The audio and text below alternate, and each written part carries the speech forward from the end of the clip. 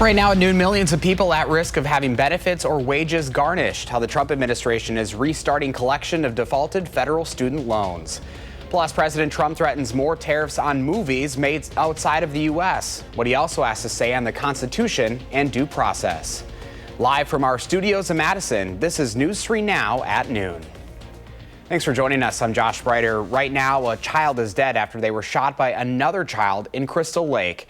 The Marquette County Sheriff's Office says on Saturday a 7-year-old shot a 3-year-old. The Sheriff's Office says they will not be releasing more information at this time due to the nature of this situation. In a statement on Facebook, the Marquette County Sheriff says, quote, "This is a devastating situation for everyone involved. Our hearts go out to the family and the community as they navigate this unimaginable loss." One person is dead and another seriously injured after a two-car crash on Highway 51 in the town of Dunn. The Dane County Sheriff's Office says it happened last night just before 8:30. They say an SUV traveling north crossed the center line and hit a pickup truck traveling south head-on. The 69-year-old driver of the SUV died at the scene. The 47-year-old pickup driver is in the hospital with serious injuries. Traffic had to be rerouted for several hours. That crash is under investigation.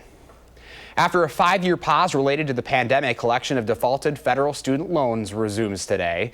The government says defaulting now can lead to garnishment of state or federal benefits and garnishment of wages starting this summer. The Department of Education estimates about 5 million borrowers have defaulted on student loans. If a person is worried about defaulting, experts say they could look into an income-based repayment plan, payment pauses called deferment or forbearance, or consolidating or refinancing.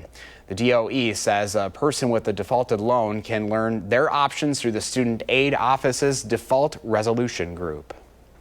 A mild start to the week as temperatures are warming up. First 4 meteorologist Jacob Montesano is live out on our weather patio here in Madison. Beautiful day out there, Jacob.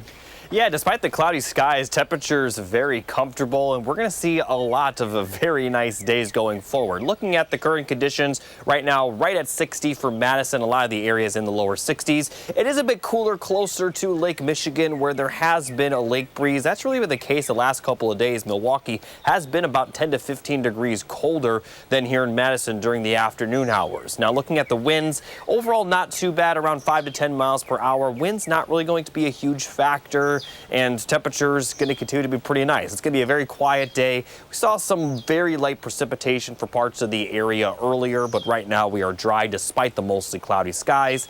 And speaking of those cloudy skies, they are going to clear up throughout the day. By the evening, we'll see mostly sunny skies, and that's going to be the case for tomorrow as well. So looking at the highs for today, partly to mostly cloudy skies with highs in the middle to lower 60s, but again, much cooler closer towards Milwaukee and southeastern Wisconsin.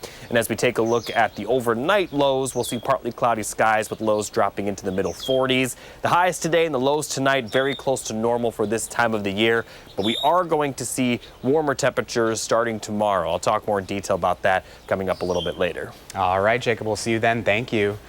President Trump says he'll now impose tariffs on any movies made outside of the U.S. And as Natalie Brand reports, the president's comments in a new interview about the Constitution and due process are also generating controversy.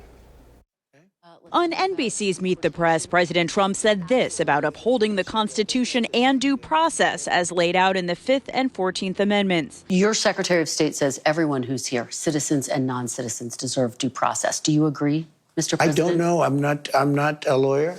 I don't know. Well, the 5th Amendment says I don't know. It might say that, but if you're talking about that, then we'd have to have 1 million or 2 million or 3 million trials. The comments come as his administration faces court battles over its mass deportation action. Attorney Kathleen Bush Joseph is with the Migration Policy Institute. Supreme Court justices have long held that the Constitution applies to people who are in the United States, including immigrants. The president also said this weekend he wants to reopen and expand Alcatraz, the former notorious prison located off the coast of San Francisco. He says to house America's most ruthless and violent offenders, serving as a symbol of law. In what could be a new front of President Trump's tariff war, the president suggested the movie industry would be his next focus. In a social media post Sunday, the president said he's authorized the Department of Commerce and U.S. Trade Representative to slap a 100% tariff on all movies produced in foreign lands. Other nations, a lot of them, have stolen our movie industry. And I'm saying if they're not willing to make a movie inside the United States, and we should have a tariff. Industry experts say it's common for movie productions of all budgets to shoot both in the U.S. and other countries. Natalie Brand, CBS News, the White House. The Trump administration says it will begin offering a $1,000 stipend to undocumented migrants who agree to self-deport to their home countries. The money would be paid after confirmation through the CBP Home app. Well, cardinals from around the world are gathering in Rome in preparation for the conclave. This is the election in which a new pope will be selected. The conclave doesn't officially get underway until Wednesday, but cardinals are already coming together for dinners and discussion. The new pope will be selected in the Vatican's famed Sistine Chapel by cardinals under the age of 80. Well, still ahead for us this afternoon. If you have a question or concern about your plants or garden, now's the time to send us your questions via email to tips@channel3000.com. Lisa Briggs from the Bruce Company will join us later in the broadcast with the answers. Again, that is tips@channel3000.com. But first at noon, which movie finished on top of the weekend box office? Plus, what sizzling deals are being offered for Cinco de Mayo?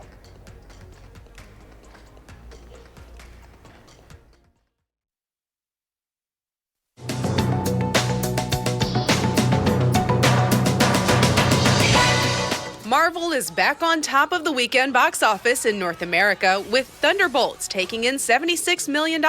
Sinners fell to second with a still solid $33 million, and a Minecraft movie stayed in the running in third, earning nearly $14 million. It's fashion's biggest night. Celebrities are expected to stun on tonight's Met Gala red carpet with the theme Super Fine, tailoring Black style. The fundraising event brings in millions of dollars each year for the Metropolitan Museum of Art's Costume Institute. Tickets for tonight's event reportedly start at an eye-opening $75,000 for individuals, $350,000 per table. Today is also Cinco de Mayo, and multiple restaurant chains are offering some sizzling deals. Chipotle is giving out free chips and queso with the code Cinco25, while Taco Bell is giving out free nachos Bel Grande with delivery orders totaling $20 or more from DoorDash, Uber Eats, Postmates, or Grubhub. Baja Fresh will take $5.55 off an online purchase of $20 or more. Multiple restaurants are also offering $5 drink and appetizer specials today, including Abuelo's Mexican restaurant and Chili's. That's your CBS News Money Watch report. For more, log on to cbsmoneywatch.com. At the CBS Broadcast Center, I'm Jesse Mitchell. Here's the stock numbers at the noon hour. The Dow is up 94 points, NASDAQ down 55, and the S&P 500 down this hour 11. We'll have today's farm numbers next, along with the first warn forecast. And later on Live at 4, we sit down with Madison's police chief to talk about the department's annual report.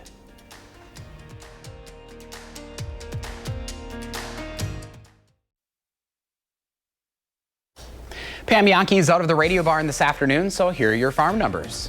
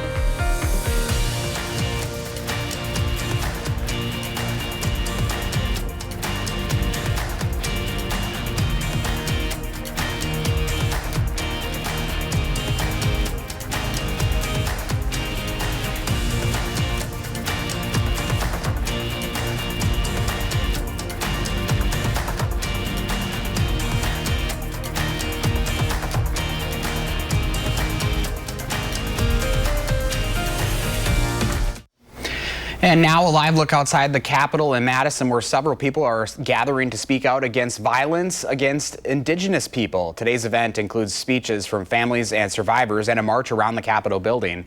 Later on Live at 4, political reporter Will Keneally will have more from today's events and its importance.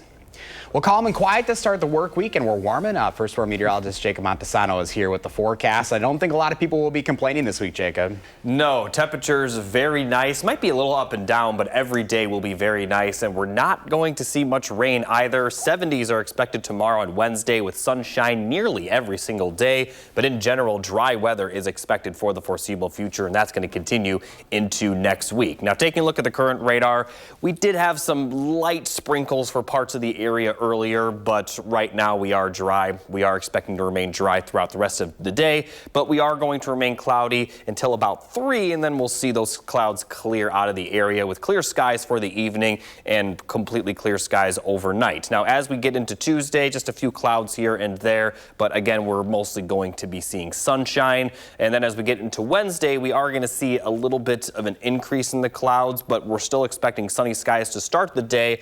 But once we get to the afternoon, could see some very isolated showers, maybe even a very isolated storm as well. But overall, this is not going to be a big issue, and most of the area shouldn't see any rain at all, and that's going to clear out Wednesday night into Thursday. So that's going to be just about it for the rain chances this week. Looking at the amount of precipitation that's expected over the next 7 days, some areas may not even see a single drop of rain. And because we saw a lot of rain towards the end of last week, we can afford this break from the rain. Obviously, we don't want to see it going on too long, but right now we're not under a drought. And at least through this week, we're not expecting to see those drought conditions form. But it does look like we may see those dry conditions continue into next week. So that may be a developing story, but for now, we're definitely good with the dry weather. Today, temperatures will be pretty close to normal, highs in the middle 60s. It will be a bit cooler as you get closer to the lake, where highs will be in the 50s, 70s further northwest towards La Crosse. And as we get into the overnight hours, partly cloudy skies, lows very close to normal, middle 40s for your lows tonight. And then look at tomorrow. Highs are expected to get into the 70s, maybe even close to 80 for places to the west and northwest, where there will be a little bit more sunshine. Once again, about 10 degrees cooler near the lake, where highs will only be in the middle 60s for Milwaukee. But looking at the high temperatures going forward, again, they'll be a little bit up and down, might cool down a little bit for Thursday, but even some of the colder days this week are expected to be very nice. A lot of 60s, a lot of 70s as well, and we're not going to be seeing much rainfall either. Here's a full look at the 7 to 10 day forecast.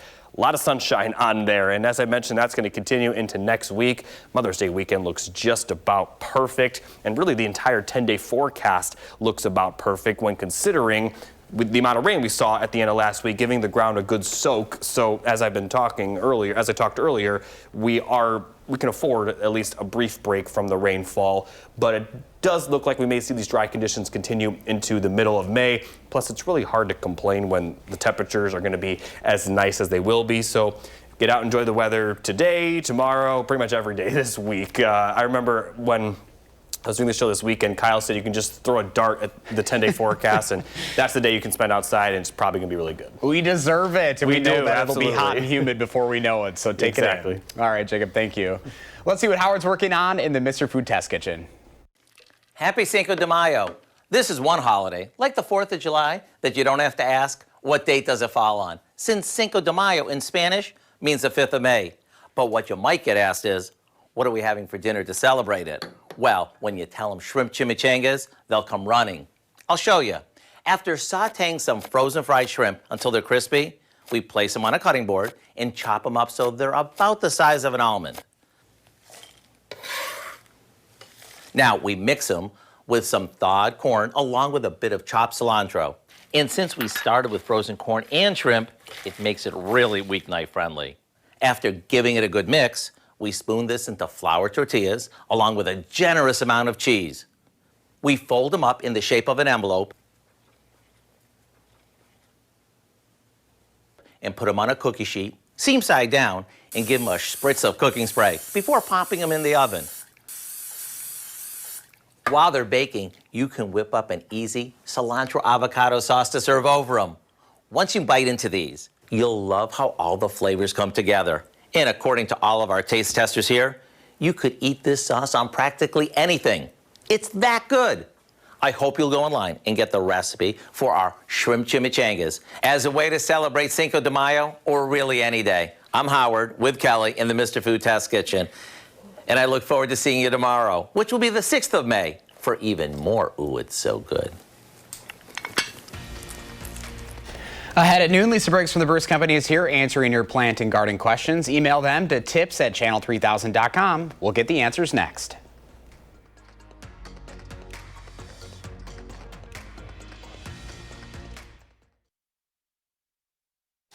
Lisa Briggs from the Bruce Company here answering your plant and garden questions. Email them to tips@channel3000.com. Hi, Lisa. Hello. Got the red memo today. We're looking good. I think we are coordinated very well. Feeling here. good, too. Mother's Day week. How is it already Mother's Day week? I don't know. This happens. The Time is older flying. you get, the faster time flies. And this is a big week for planting, right? It is a big week for planting. The average frost-free date is May 12th, which is the day after Mother's Day. There we go. So everybody's really anxious to get things in the ground.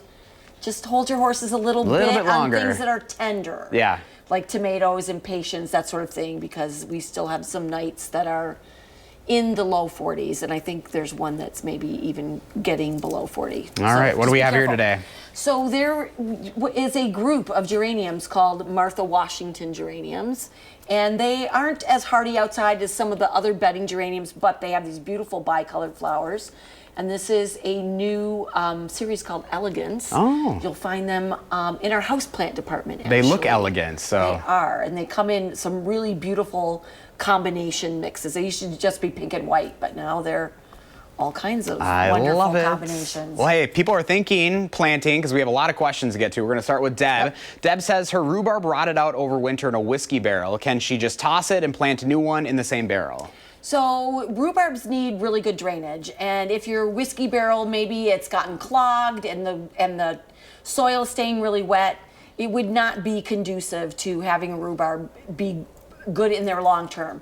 So take the soil out and maybe make sure that you have good drainage, replace the soil so it's not so compacted, and then you can replant in there. But just be aware that in our climate, growing things in containers is not yet sustainable. Oh, okay. So there's a possibility that it's only going to last a certain number of years, and then just it's root damage from other things, Gotcha. from cold in the wintertime. All right, question number 2. Ronald wants to know, when is the best time to transplant tulips and daffodils? So they're blooming now, so you want to leave them alone, and then what you want to do is let them stay wherever they are until the foliage starts to yellow. Once that happens, you can dig them up and either store them someplace and then to replant them in the fall, or you can move them right away. All right. It's up to you. Question number 3, Mary Lou asks, is there anything tricky about growing hollyhocks? I used to pick them in the alley as a kid and string them together. That sounds like a lovely memory. I love it. So the thing about hollyhocks is they're biennial, which means the first year that they grow from seed, they grow a clump of basal foliage, and then the second year they flower spike. And then it dies. They're not a true perennial. So what you want to do is plant them 1 year and then plant them the next year and let them go to seed. That way you'll get a constant source of flowers. Oh, okay. That's the trick with hollyhocks. All right, question number 4, Debbie, this is a little bit of a longer one. Debbie says she has a pear tree that finally bloomed last year. It is supposed to have regular sized fruit, but the pears never got big. Their size was more like a cherry. The tree is not an ornamental pear tree. Is there anything that she can do to the pears to grow them to full size this year? She says there's a large black walnut tree in the neighbor's yard, although it's not really close. Could this be why her pear tree isn't producing fruit? Yeah, I'm not sure. It sounds like an ornamental pear to me, but you say that it's not.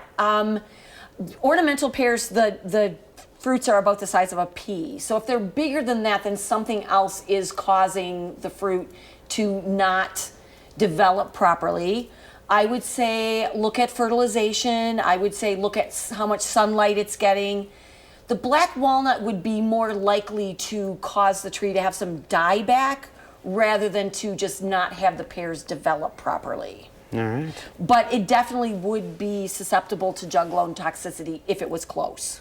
Some good questions today. They were good questions. Oh my gosh, I love this time of the year. Happy early Mother's Day, by the way. Oh, thank you so much. Big week for all of our moms. We wouldn't be here without them. Let's go to Jacob now for a final check of the forecast. Thanks, Josh. Weather looking just about perfect for the next 10 days. Plenty of sunshine, very nice temperatures. Might fluctuate a little bit from highs to in the 70s to highs in the 60s, but for the most part, we're going to be very, very nice. Very little rainfall. Definitely get out and enjoy the weather at some point. You got plenty of time to do so. And as Josh mentioned, it eventually is going to get hot and humid, so now's the time to get out and enjoy it because, I mean, that 10-day forecast is just about perfect, and especially for Mother's Day weekend, it's going to be just about perfect. This is the 1 week of the year we can't complain. Thanks for joining us, everyone. Today at noon, we're back with more news live at 4. Enjoy that sunshine.